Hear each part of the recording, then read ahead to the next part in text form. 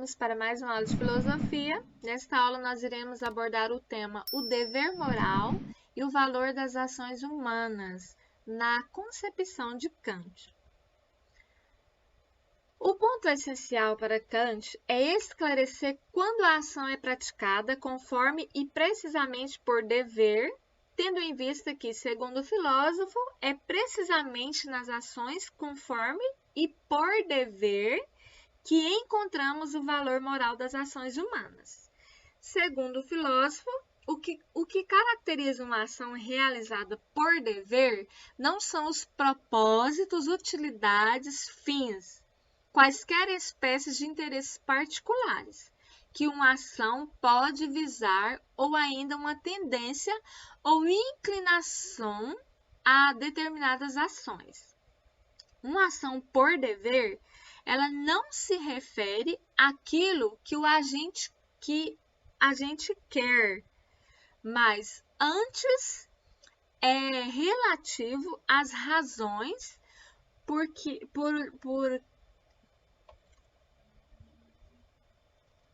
O ponto essencial para Kant é esclarecer quando a ação é praticada conforme precisamente por dever, tendo em vista que, segundo o filósofo, é precisamente nas ações, conforme e por dever, que encontramos o valor moral das ações humanas.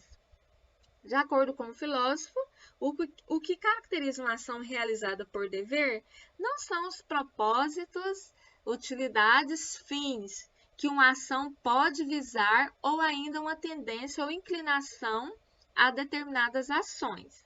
Uma ação por dever não se refere àquilo que a gente quer, mas antes é relativo às razões por que ele quer. Ou seja, uma ação por dever não se apresenta precisamente naquilo que eu faço, mas antes no porquê faço e o que faço.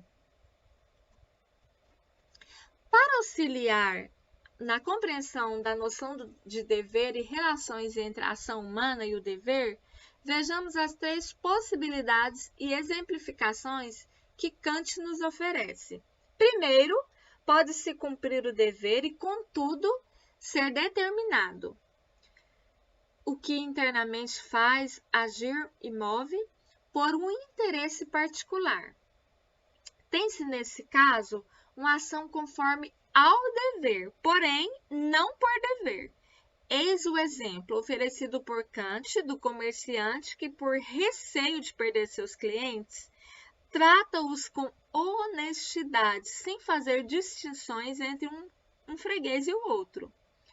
Vê-se nesse exemplo, na ação do comerciante que, muito embora conforme ao dever ser honesto, não foi uma ação praticada também por dever. É-se, pois, servido honradamente, mas isso não é bastante por acreditar que o comerciante tenha assim procedido por dever e princípios de honradez. O seu interesse assim o exigia. Observa-se no presente caso que, quando se pergunta o porquê, ou seja, as razões de não subir os meus preços, o porquê de fazer o que faz, em primeiro lugar, na base sustentado a ação, temos o interesse particular, uma utilidade bastante particular. Ora, para não perder meus clientes, não subo os meus preços e sou honesto com todos os meus clientes para não os perder. Diferentemente de não subo os meus preços e sou honesto com todos os meus clientes, porque esse é o meu dever de ser honesto.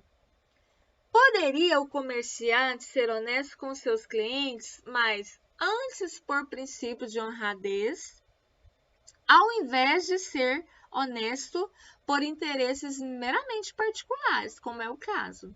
E, consequentemente, mesmo agindo pelo dever, não perder os seus fregueses. Mas quando o que move, ou seja, a razão determinante, apresenta-se enquanto interesse, inclinação, impulso, o valor moral de longe, o mais alto, perde-se e o que prevalece são as razões e, por vezes, egoístas. Nota-se que as ações conforme ao dever, e não precisamente por dever, podem não ser ações erradas, mas certamente praticadas por razões errôneas.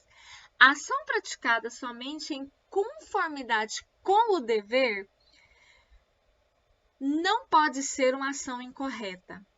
Pode ser um modo correto de agir, embora praticadas por razões errôneas. Tais razões excluem ou se sobressaem ao valor o mais alto que a ação pode ter, ou seja, o valor moral.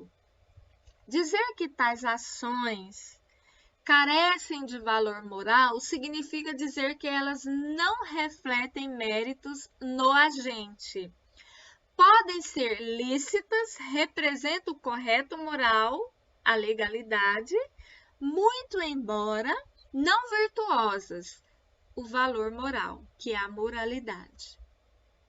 É possível também, aponta-nos Kant, agir conforme ao dever e ao mesmo tempo por uma inclinação imediata.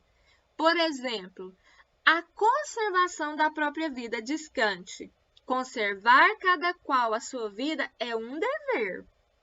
Mas, além de ser um dever, é algo que toda gente tem a inclinação imediata, ou seja, o faz sem saber as razões do porquê o faz. Por isso, o zelo que a maioria dos homens dedica à vida carece de um valor intrínseco. E a máxima que exprime a ação, zelar pela minha vida, não apresenta nenhum conteúdo moral quando cumprida simplesmente pela inclinação. Ao contrário, diz Kant que, quando a sorte me abandonou, quando não sinto nenhum desejo pela vida, e ainda assim a conservo e zelo, não por inclinação, mas pelo princípio do dever, pode-se dizer que, nesse caso, há valor em meu ato. Assim, finalmente, nesse caso é a terceira possibilidade, pode-se cumprir o dever precisamente pelo próprio dever, ou seja, por dever. Por exemplo, quando a desventura tomou conta da minha vida, o desgosto roubou totalmente o gosto de viver. Desejo a morte. Porém, ainda assim eu preservo a minha vida, pois esse é o meu dever. E ponto.